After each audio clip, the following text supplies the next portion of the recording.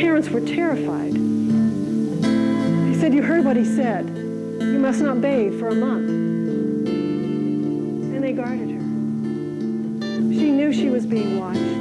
And as the days went by, her skin turned to ash, her fingernails were caked with mud, her hair matted to her head, her beautiful white dress stained and torn. The night before the stranger was to appear, the parents guarded her. And then in the morning, they took her back out into the yard. And as she stood there, she prayed that those hands would not touch her.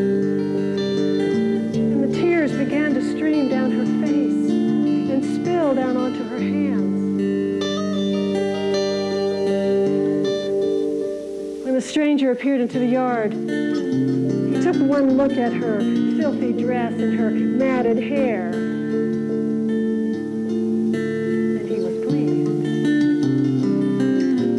Grabbed at her, and once again, an unseen force threw him into the yard. Ah! "You've tricked me. I told you to make sure she touched no water."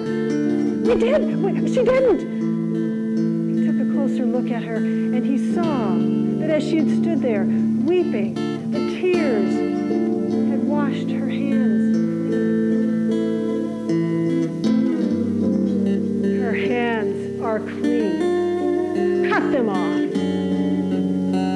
"But we did everything you asked. How can you ask us to cut off the hands of our very own daughter?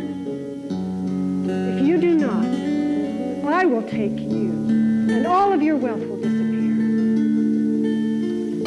Once again, the parents were terrified. "Okay," they said. "Come back tomorrow."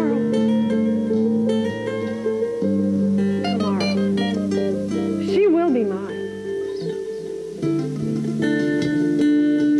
The stranger vanished. The father came to his daughter. He said, "Please, you must forgive me for what I'm about to do. This is a necessary sacrifice.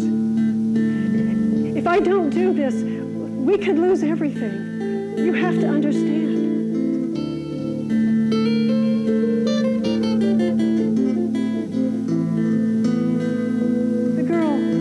Down before the chopping block and extended her hands.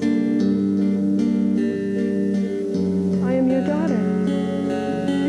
Be with me as you will." Her father took that silver-tipped axe.